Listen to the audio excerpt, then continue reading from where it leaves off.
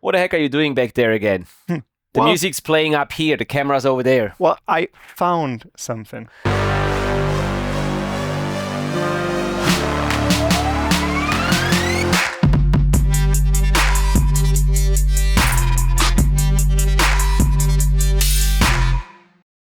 Hey and welcome back to another episode of Reviewing Your Underwater Films with Sebastian, who always finds something in my studio. What did you find this time? Yeah, I found a beautiful looking tray. And what is so special about this tray? Well, if you take that one here and put it in there, I mean, it it's matches, a match. Right? It does match, yeah. It looks pretty cool. I'm not sure if you have anything different from the original tray. I think it looks like the original one. It's exactly the same as the original tray. It's the same, okay. The only difference is the color, so it's actually matching the silvery platinum look of, obviously, the Divefork Platinum housing, which was just recently released. This one is not released yet, at least not at the time of recording this video. No. This is a pre-production that I was sent by my friends at Divefork to get some shots for them using the platinum and the matching tray. What do you guys think about that tray? Will you upgrade? Will you buy a silver tray to match your platinum housing? Well, I would. Would you? Yeah, but you have to buy it. You can't just take it from here. Okay, I'll put it back. Understood? I'll put it back. All right. I'll put it back. So, thank you, Divefork. I just take the whole thing. For sending over that tray and also for sponsoring this episode as well as all the other episodes within this series. Also, as always, Divefork is supplying you guys or offering you guys a 6% extra discount on all of your purchases you want to make from the Divefork, the official Divefork webshop. There's a link down in the video description. As always, if you use that link, the coupon code Matthias Lebo is going to be automatically applied to your purchase, and the discount is being applied automatically there as well. So if you need another tray for your Divefork system or anything else, use that link and get yourself a little extra discount that way. Thank you so much for supporting us here, and Divefork, thank you so much for supporting the series and the channel here as well. Very well said. Thank you, as always. So, we're here to watch another video today, aren't we? Yes, we are. We are. And today's entry is from, and I hope I pronounce it correctly, from Jean-Hugues. And, well, he wasn't very talkative in his email, so I only know the video title. It's Sound Immersion. Okay. Well, and that's it.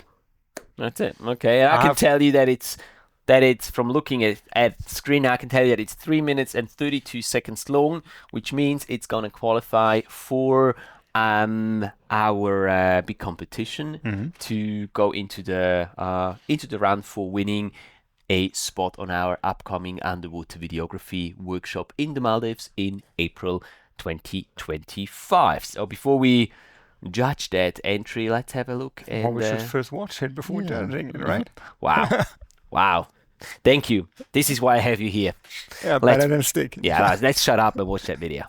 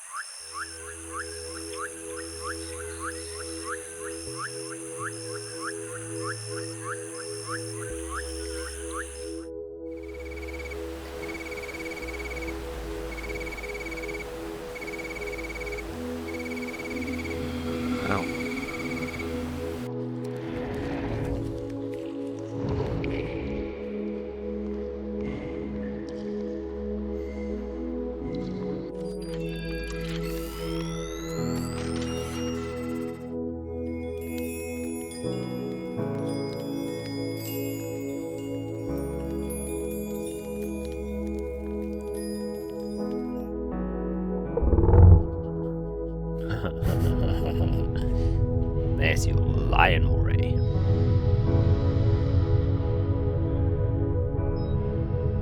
Wow.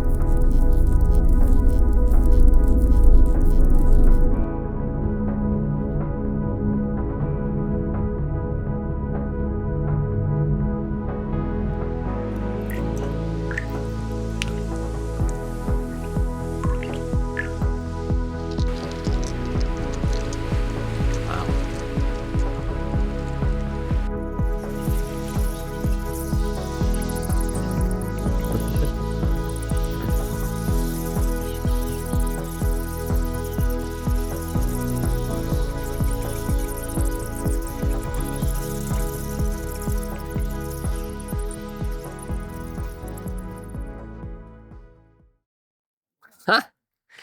That was something very unique and something we haven't really seen like that here on the channel before, have we? No, pretty cool. Very creative. Right? Surprising.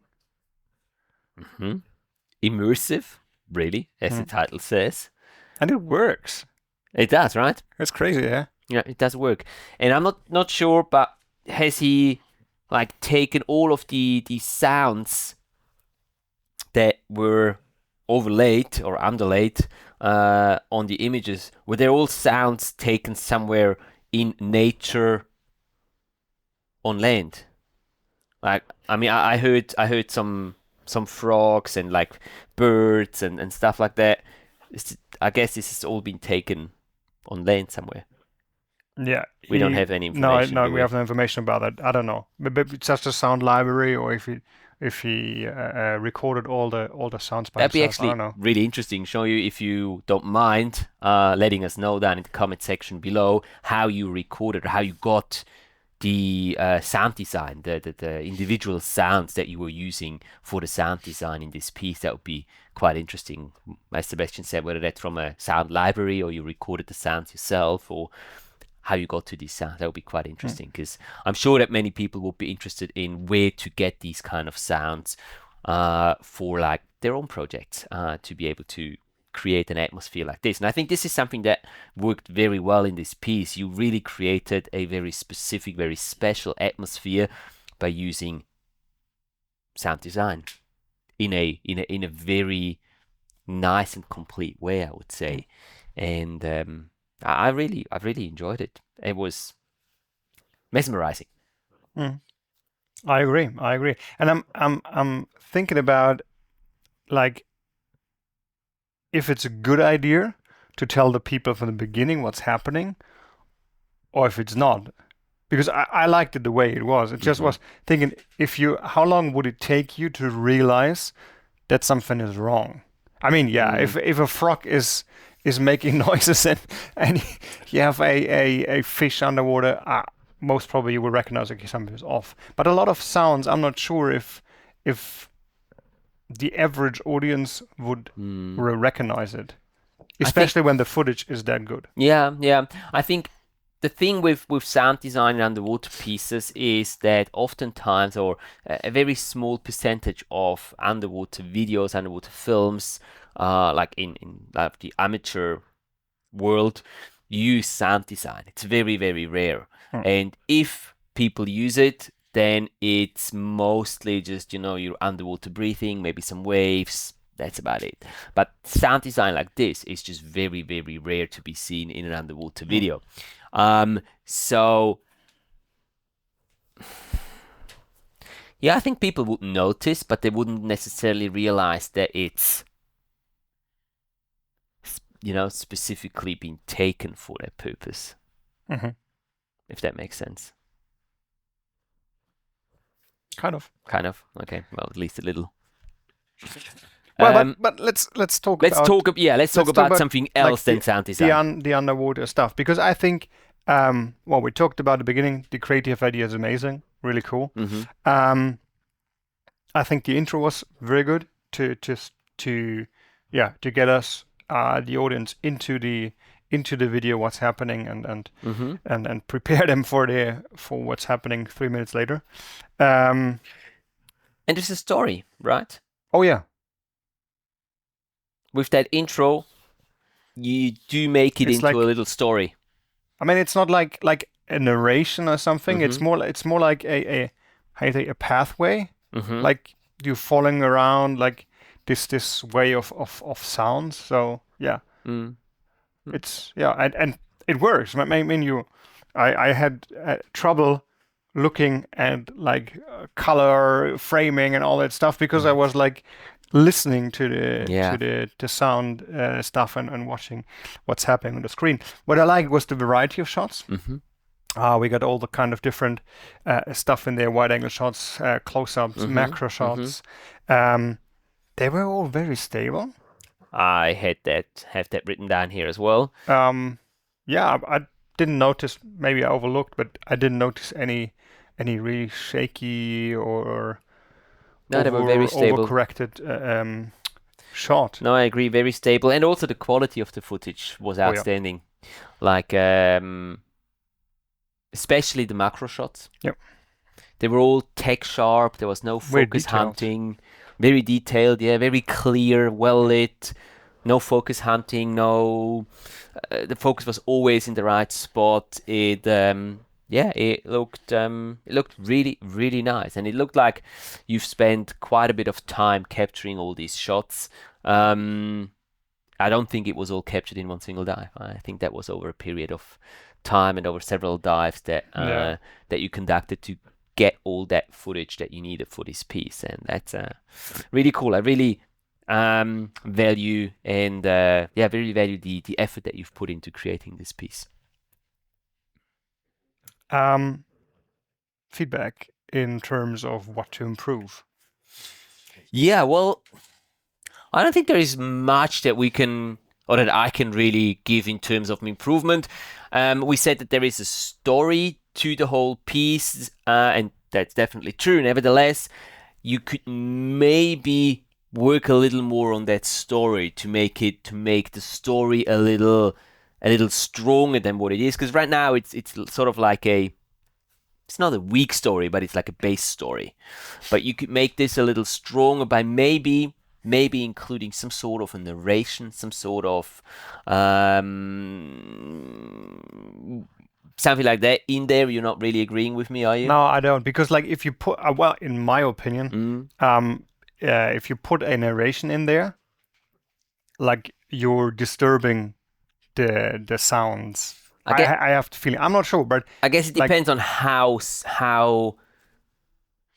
much narration you put in there. If it's a narration like on a documentary where you have the narrator talking throughout the entire piece, I fully agree.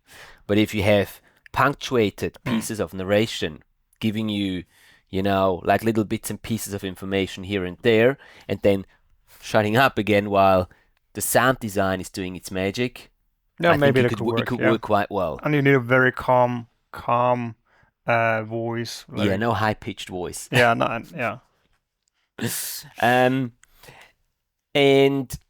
I mean, we talked about the quality of the footage, the stability, the variety of the shot. Honestly, I was thinking whether or not there needs to be some work done in the color matching or the color grading section, but I think I would have to watch it a second and a third time. But from this first time watching it, I think I was just so taken away by, as you were saying, listening to the piece, that I wasn't really paying too much attention to like how well the clips were matching to one another. Also, I guess because each individual clip was filmed so well that as a standalone clip, it worked. It worked very well, especially with the sound design. And then I have to be quite honest, show you, I was just taken by surprise with the sound design, and the whole, like looking at the whole picture slipped a little bit for me here. So I'd have to watch it a second and a third time to really wrap my head around this. But you were nodding when I mentioned color matching and color grading. Yeah, so I was writing something down about that. First, the color part for the wide angle shots, I think they could profit from improvement. Like, they look not as good as the close-up and macro shots. keep in mind, it's the Mediterranean. There's not a lot of color in there. I agree. Just like in terms of color, Yeah, they were not in line or in the same level as the other shots. agreed. And the other one I put down for color matching, yeah, I agree. The single shots are really good. But I'm not sure if it's, and I would have to watch it again as well, if it's in terms of sequence, is like which shot you put after which shot. If it's like that kind of thing, or if it's really like the color matching, getting them to line up in the same kind of tone. I had the feeling sometimes like some macro shots were like a very warm tone, and then we're getting to some not cold but colder shots. But just on the first look, so I'm not sure if it's color matching or the sequence. sequencing. Yeah. It was that would be the only thing I saw in the first round. Yeah, I think it will. Yeah, we can definitely. You can always kind of improve on like the color matching and the color grading most of the time, but I think it's a minor thing. It's not something dramatically bad or anything at all. And again, I think that really just the idea behind it, the sound design, and also really the quality of the individual shots really carry the piece and make it stand out from other pieces that we've seen in the past. This is definitely one of my favorite ones that we've seen, I would even say, so far here on the channel. Also, considering it was taken in the Mediterranean Sea, it's not a piece that has been taken, has been filmed in Indonesia or in the Philippines or anywhere where you have a huge variety of colors and lots of very, like rare animals that you can film. It's the Mediterranean Sea, which doesn't have a lot of animals in there, or not compared to other areas. Right, and is not quite as colorful as some other areas in the world. So, also keeping that in mind, I think you've done, Jean-Hugues, you've done a great job with this piece, and I've really enjoyed watching it. Me too. Anything else? No, but it's your time to sum it up. Is it my turn to sum it up? Well, I thought so. That's why I've been scribbling away while we were talking, so I have a few points written down that I can sum this up for you. So, Jean-Hugues, again, thank you so much for your submission. Highly enjoyed watching this piece, and I think that everyone can get something from seeing this piece here, and thanks for sharing it with the community.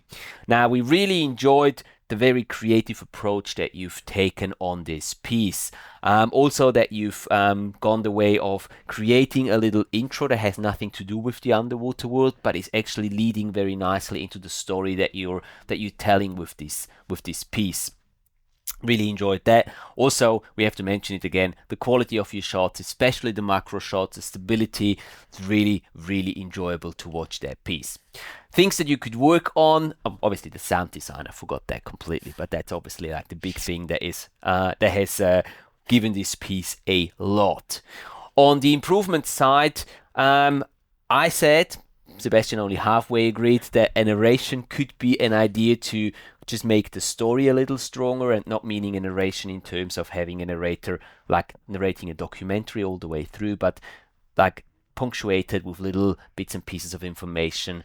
It could work. And then the other thing is your color grading, or basically the color matching even more, I would say, and the sequencing between the different clips. Maybe there could be some improvement down there, but it's minor. It's nothing really major there. It's really minor changes that could be made to just make the piece a little rounder. But again, like on a first run, you watch it, you don't don't really realize the differences in color grading and color matching from one clip to another, or very, very mildly. So nothing to worry too much about. Just keep doing what you do, Jean-Hugues. That was really great. Again, thank you so much. I can't wait to see another one of your works that you've done. As always, we're going to be linking Jean-Hugues' video and his YouTube channel down in the video description below, and I would highly recommend you go and check out if he's got any other content on his channel and what that's like. This is what I'm going to be doing right after we finish recording this episode. I'll go and check out his other content on his YouTube channel. If you guys want us to review one of your videos, send us an email to contact@matthiaslebo.com. Put a little description and the link to your video in the email, so that we know what you were filming, camera-wise, light-wise, whatever, is important for the audience. Right now, we have a quite reasonable wait time. Yeah, there's only a couple of weeks of wait time. Yep. So if you send in your videos now, they will be reviewed or watched and reviewed and published here on the channel within a couple of weeks. So this is a good time if you have a video sitting on your hard drive that you would like to get some feedback on and share with the community. This is a good time to do so right now. Yeah, exactly. So I think that's pretty much it. Nothing else to say. Other than thank you guys for watching. Hopefully this video was useful to you and you got something out of it, not just Jean-Hugues but everyone else watching, and if that's the case, then hit that like button. Let us know down in the comments section what you think of Jean-Hugues' video, and we look forward to seeing you back here same time, same place for the next episode of reviewing your underwater films. Have a great week. See you next Thursday. Bye. Bye.